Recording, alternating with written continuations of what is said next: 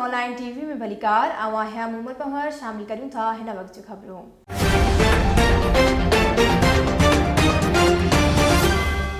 Nazi women's action forum Hyderabad पारा औरत आज़ादी मार्च जूं तैयारियों शुरू थी वयूं आहिनि। वुमेन्स एक्शन फोरम पारा होम बेस लेबर यूनियन जे अॻवान इरफान अब्दुल जब्बार सां गॾु हैदराबाद जे इलाइक़े गुजराती पाड़े में होम बेस वर्कर ख़्वातीन ऐं चूड़ी वर्कर्स सां मुलाक़ात करे उन्हनि जा मसला मालूम कया।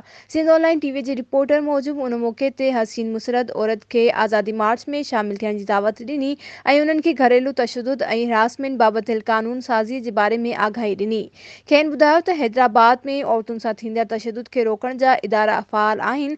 ज़रूरत पवण ते उन्हनि वटि शिकायत दर्ज करे सघिजे थी।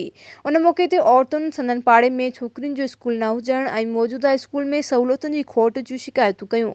मज़दूर औरतुनि चयो त मौजूदा वफ़ाक़ी हुकूमत महांगाई वधाए छॾी आहे ऐं होम बेस वर्कर्स जे लाइ 2018 में ठहियल पॉलिसी ते को बि अमल दरामद नथो थिए। सख़्त महिनत जे बावजूदि असांखे उजरो घटि मिले थो। ठेकेदार ऐं विच वारा माण्हू मुनाफ़ो खणनि था।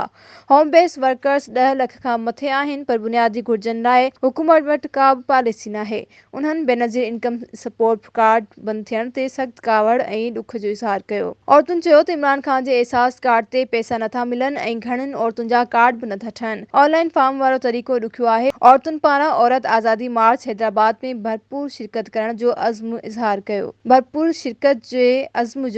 कयो। वधीक ख़बरुनि अपडेट्स जे लाइ ॾिसंदा रहो सिंध ऑनलाइन टीवी।